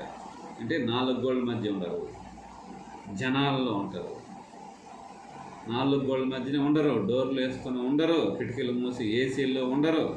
వాళ్ళు ఏసీ కార్లో తిరగరు, ఏసీ ఇంట్లో ఏసీ పెట్టుకోరు. నేచర్ గాలి, ప్రతిదీ నేచర్, ప్రకృతి. కాబట్టి భగవంతుడు అలా కరోనా రానివ్వడు. రాక్ స్టార్స్ చెప్పండి. కరోనా నీకు రావాలంటే దాన్ని బాగా చూసుకోం కదా, భయపడిపోతుంది మనం రావాలంటే కూడా. ఎందుకని నేను వచ్చాను మీ ఇంటికి, నువ్వు బాగా చూసుకుంటే ఎక్కువ ఉంటాను, నువ్వు సరిగ్గా పట్టించుకోకపోతే నేను వెళ్ళిపోతాను. కరోనా కూడా అంతే, జబ్బు కూడా అంతే. దాన్ని బాగా చూసుకున్నావు అనుకో, ఏమవుతుంది, భయపడిపోయామనుకో, బాగా చూసి గౌరవించామనుకో, నీ దగ్గర ఉండిపోవాలని చూస్తారు. కాబట్టి జబ్బును గౌరవించద్దు, కేర్ చేయొద్దు. గౌరవించద్దు మీన్స్ నా భాష, దాన్ని పట్టించుకోకు, కేర్ చేయొద్దు. అర్థమైంది? అసలు జబ్బునుంటే కనపడద్దు, ఉన్నా కానీ లెక్క పెట్టద్దు, దాన్ని పట్టించుకోకు. అప్పుడు కాబట్టి ఎంతోమంది చెడు అన్నీ ఉంటాయి, పట్టించుకోకు. నీ పనులు ముందుకు వెళ్తాము, నీ పైన బురద చూస్తారు. దానికి ఎగ్జాంపుల్ దేవతలు యజ్ఞం చేస్తుంటే రాక్షసులు వాళ్ళ పైన పాస్ పోసారంట. రాక్షసులు చిన్నప్పుడు మా అమ్మ కథ మా ఫాదర్ చెప్పారు. అయినా సరే వాళ్ళు యజ్ఞం పూర్తి చేశారు. పాస్ పోసిన లేస్తే యజ్ఞం పోతుంది అని బట్టి అర్థం ఏంటి? దేవతలు రాక్షసులు వచ్చి వాళ్ళని ఎత్తిన కోసిన వాళ్ళు దాన్ని పడుచుకుండా యజ్ఞం పూర్తి చేస్తున్నారు. కాబట్టి ఈరోజు రాక్షసులు లేదు, దేవతలు. ఇతిహాసాలు పురాణాలు చెప్పారు కదా. చెప్పండి, అలాగా నీకు కూడా అలా జరిగితేనే నేను ఎత్తున పాస్ పోయట్లే కదా. పాస్ పోసిన తట్టుకొని నిలబడి మళ్ళీ నువ్వు మామూలుగా అలా దట్ మీన్స్ ఇవన్నీ నెగ్లిజిబుల్. దాని అర్థం ఏంటి? మనం దాన్ని స్పోర్టివ్గా తీసుకుంటేమో నెగ్లిజిబుల్. దాన్ని పట్టించుకుంటే పతనం అయిపోతారు. ప్రతిదీ పట్టించుకుంటే పతనం అయిపోతారు. పని అవ్వకూడదు. ఏం చేసుకున్నా పట్ట రాదు, పట్టు విడువ రాదు. పట్టి విడిచుట కన్నా పడిచెచ్చుట మేలన్నాడు వేమ. కాబట్టి ఆత్మరగట్లు ఎంటర్ అయినామంటే విజయం. You are born to win. స్కూల్లో చేసావు, కంపెనీలో జీవితంలో చేస్తావు, స్టాక్ మార్కెట్ కూడా అదే చేయి. దీనంత ఈజీ ప్రపంచంలో ఏమి లేదు. మీకు అన్ని వ్యాపారాల కష్టమే. లైసెన్స్లు తీసుకోవాలి, సేల్స్ ట్యాక్స్, ఇన్కమ్ ట్యాక్స్, జిఎస్టీలు, ఇవన్నీ ల్యాండ్లు అద్దెకు తీసుకోవాలి, డిపాజిట్లు కట్టాలి. ప్రతిదీ కూడా ఆడిటర్లు ఇవన్నీ ఫేస్ చేయాలి. ఏదేదో రూల్ పెడితే దాని అంతా చచ్చిపోతున్నారు. వ్యాపారం చేశారు, ఇవేం అక్కర్లే. ఇంట్లోకి వచ్చాను, మొబైల్లో పెట్టుకొని కూర్చొని అంత హ్యాపీగా సంపాదించుకోవచ్చు. మనుషులను పెట్టి, అడ్వాన్స్లు కట్టి, రెంట్లు కట్టి, ఒకరు ఎంత ఇబ్బంది పడుతున్నారు. ఈ కరోనా వచ్చింది, డబ్బులు ట్రాన్సాక్షన్ లేదు. రెంట్ కట్టుకుంటూ ఊరుంటాడు. కంపెనీ పెట్టాము, రెంట్ కట్టాలి. ఎంప్లాయీస్కి గవర్నమెంట్ ఏం ఆర్డర్ వేసింది? కరోనా టైం కూడా శాలరీ ఏమంటుంది. అదేమైంది? గవర్నమెంట్ ఏమైంది? ఎట్లా ఇస్తారు కంపెనీ? పాపం కంపెనీ పోదాలు ఎలా ఇవ్వగలరు? వ్యాపారం లేక మీరు కర్ఫ్యూ అంటాడు, బయట పోతాడు, రైళ్ళు ఆపేస్తాను, సినిమాలు ఆపేస్తాను, పార్కులు ఆపేస్తాను, ఇవన్నీ ఆపేస్తే కంపెనీ వాడికి రెవెన్యూ ఎట్టొస్తుంది పాపం? ఎవరన్నా ఆలోచిస్తున్నారా? గవర్నమెంట్ అదేం ఈరోజు ఉంటాడు, రేపు వెళ్ళిపోతాడు, దోసుకొని వెళ్ళిపోతూ ఉంటాడు. గవర్నమెంట్ జోబులు డబ్బు కాదు కదా. గవర్నమెంట్ అంటే మనం కట్టిన డబ్బు. గవర్నమెంట్ అంటే ఆ ఇంట్లో డబ్బు ఎక్కువ పెట్టి గవర్నమెంట్ రన్ చేయరు కదా. కంపెనీ ఎవరు ఆలోచిస్తున్నారు? కంపెనీ వాళ్ళు పాపం ఏమవుతున్నారు? కంపెనీ పెట్టి అంతమందికి ఎంప్లాయ్మెంట్ ఇస్తున్న వ్యక్తి పాపం ఎవరన్నా ఆలోచిస్తాను? నేను ఆలోచిస్తున్నాను. ఇంకా కొంతమంది ఎవరన్నా ఆలోచిస్తున్నాను. నేను చెప్తున్నాను, ఫోకస్ చేస్తున్నాను వాళ్ళ బాధను. నేను రెంట్ కట్టుకోవాలి, కరెంట్ ఛార్జీ కట్టాలి, ఫోన్ బిల్ కట్టాలి. చెప్పండి, కార్లు ఉంటాయి, ఇల్లు కట్టుకుంటే అన్ని ఈఎంఐలు కట్టాలి, ఇన్కమ్ ట్యాక్స్ ఫైల్ చేయాలి. కొద్దిగా లేట్ టైం ఇస్తారు కానీ ఇన్కమ్ ట్యాక్స్ కరోనా వచ్చింది ఫైల్ చేద్దానట్లేదు, చేయాలి. ఇవన్నీ ఖర్చు ఆగదు. ఆదాయం వచ్చిన రాక ఖర్చు ఆగదు. పాపం మెయింటైన్ చేస్తాడు అన్ని డబ్బులు లేకుండా. అదే స్టాక్ మార్కెట్ కూర్చొని కాలు మీద కాలు వేసుకుని ఇంట్లో కూర్చొని డబ్బులు. కాబట్టి స్టాక్ మనకు ఒక గొప్పతనం తెలుసుకోండి. ఎన్నెన్నో వ్యాపారాలు చేయాలి, స్టార్టప్లు గెటప్లు అంటున్నారు. అదే ఒక 5 లక్షలు తీసుకొచ్చి అది వ్యాపారం లాగా అనుకుని స్టాక్ మార్కెట్ ఎంటర్గా రోజు డబ్బులే, ఎవ్రీడే మనీ, ఎవ్రీడే. ఏది వ్యాపారం లాగా, ట్రేడర్ లాగా చేస్తే నేను చెప్పిన పద్ధతిలో కృష్ణుడిలాగా నడిపిస్తాను. కృష్ణుడి కంటే గొప్పగా నడిపిస్తాను. నేను ఈ మనీ తాకను, నేను చేతితో క్యాష్ ఒకటి నేను తీసుకోవాలి. అకౌంట్ ఓపెన్ చేయమని అకౌంట్లో డబ్బు పెట్టించాను, దానికి నాకు అక్కర్ల మనీని టచ్ చేయలేదు, మనీని టచ్ చేయను. ఐ లవ్ మనీ కాదు, జస్ట్ నాకు జస్ట్ అంటే నేను హేట్ మనీ చెప్పను. లవ్ అంటే ఇంక మందరం వదిలేస్తాను అంతే. మనుషులు మినిమంగా బతకడానికి కావాలంటే ఇంకా ఎక్కువ అక్కర్లేదు. పెద్ద పెద్ద బిల్డింగ్లు, బంగ్లాలు, కార్లు, అవన్నీ అక్కర్లేదు. సంతృప్తిగా మనుషులు ఉండాలి. 100 రూపాయలు సంపాదించుకుంటే సంతృప్తిగా ఉన్నాడు. కూలివాడు 500 తెచ్చుకుంటున్నాడు, హ్యాపీగా బతికేస్తున్నాడు. కోటీశ్వరుడు బతకలేకపోతున్నాడు. కోటీశ్వరుడు సంతోషంగా లేడు. సంతోషంగా ఉండేది కూడా ఎవరు కూడా లేబర్. ఆ రోజుకే డబ్బు వస్తుంది, ఆ రోజే ఎంజాయ్, ఆ రోజు సినిమాకి వెళ్తాడు, షికార్లకు వెళ్తాడు. చెప్పండి, ఎంజాయ్ చేస్తాడు. అతని టైం అతని చేతుల్లో ఉంటుంది. ఇష్టం ఉంటే పనికి వెళ్తాడంటే పడుకుంటాడు. ఈ పనికి వెళ్ళకపోతే కోటీశ్వరుడు పోతాడు, ఈ కూలోడు ఏం పోతాడు. కాబట్టి విధానం, అతనికి ఉన్న డిమాండ్. లేబర్ అంటే ఏ పని తెలియడానికి 500 ఇస్తున్నారు, 700 ఇస్తున్నారు సిటీలో. ఇంకా ప్లంబర్ అని, కార్పెంటర్ అని, మెకానిక్ చేయగలిగితే రోజుకి 1000 సంపాదిస్తారు. రోజుకే, సాయంత్రంకే, గంటకి ఒక బండి రిపేర్ చేసి ఎంత వస్తుంది చెప్పండి?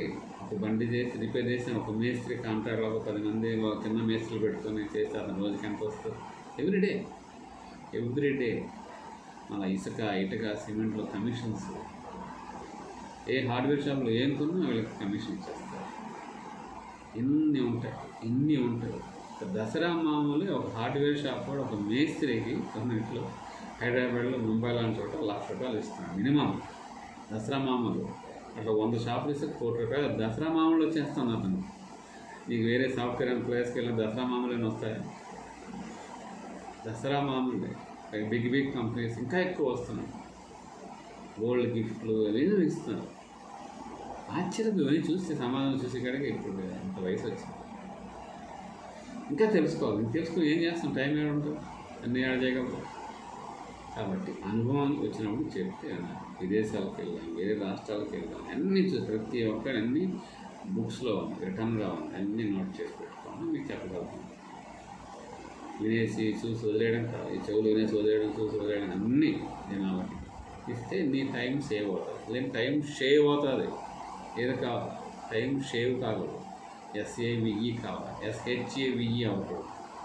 కాన్ఫిడెన్స్ లూజ్ కాకూడదు, కాన్ఫిడెన్స్ రావాలి అని చెప్పి కాన్ఫిడెన్స్ ఇస్తాను. నా మాటలో ప్రాణం పోయేవాడు కూడా 100 సంవత్సరాలు బతకాలన్నట్టుగా నేను చేయూతనిస్తాను.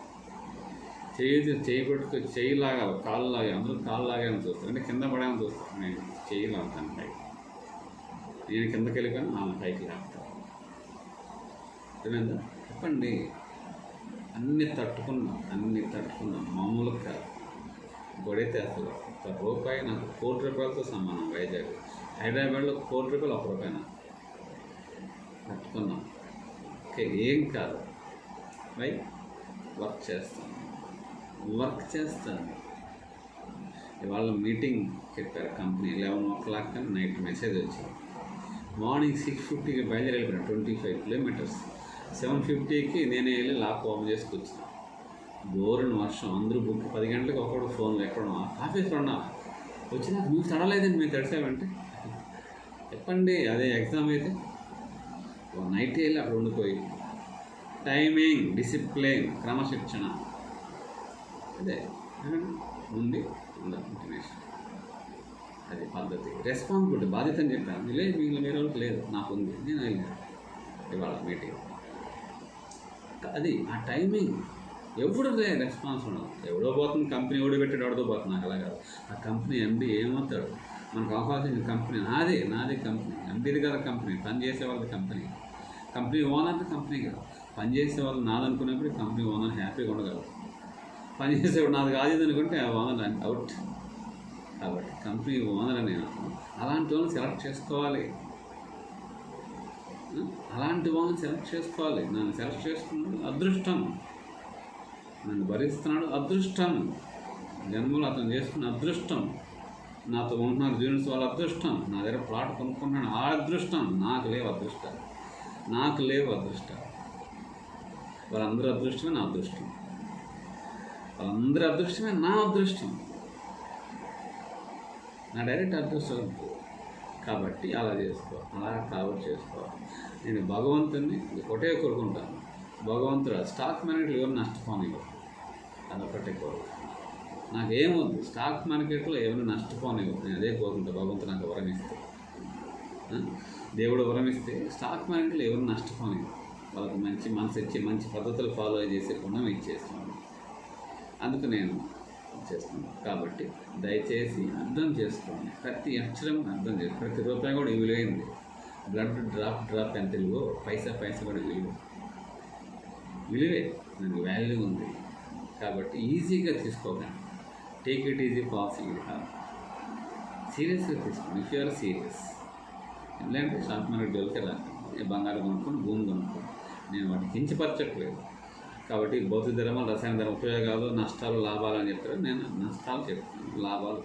దీంట్లో నష్టం లేకుండా నీ చేతుల్లో ఉంది. అదే రియల్ ఎస్టేట్లో నష్టపోకుండా ఉండాలంటే కుదరదు. ల్యాండ్ కొనాలంటే నెంబర్ ఆఫ్ ప్రాబ్లమ్స్ గవర్నమెంట్ అనుమతి చాలా కాళ్ళు రేపై తిరుగుతున్నారు, చూస్తున్నాను వాళ్ళ బాధలు చూస్తున్నాను. కాబట్టి వాళ్ళ సంతోషం ఇవ్వడానికి కోసం వెళ్ళిపోయి ఆఫీసులో పడుకొని పనిచేసి నాకు వస్తుందా రాదని వాళ్ళని సంతోషపరుస్తున్నాను, ధైర్యాన్ని ఇస్తున్నాను. నన్ను చూస్తే వాళ్ళ ధైర్యం రావాలి. ఈ దరిద్రుడిని జాయిన్ చేసుకున్న పని చేయడం పాడు చేతులు తలనొప్పి వెళ్ళిపోతే బాగుంటుందని తిట్టుకోకూడదు. చాలామంది తిట్టుకుంటున్నారు, అలాగా ప్రపంచంలో ఎక్కువ మంది తిట్టుకుంటున్నారు కంపెనీ. ఎందుకని ఎన్ని రోజులు ఉంటారో తెలియదు, పని చేస్తారో తెలియదు, వస్త్రాలే తెలియదు.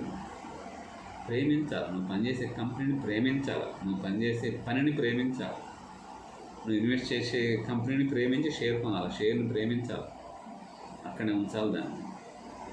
వన్ డే రిలేషన్షిప్ కాదు ఇది. వైఫ్ తాళి కట్టాలి ఆ కంపెనీకి, మాకు చిన్నప్పుడు చెప్పారు. అంటే తాళి కట్టంటే అక్కడ అది పర్మనెంట్గా ఉండాలని, వదిలేయకూడదు, డ్రైవర్ తీసుకోకూడదు, మళ్ళీ ఇంకా ఎలా ఎత్తుకోకూడదని, అలాగే చేసుకోవాలి పద్ధతి.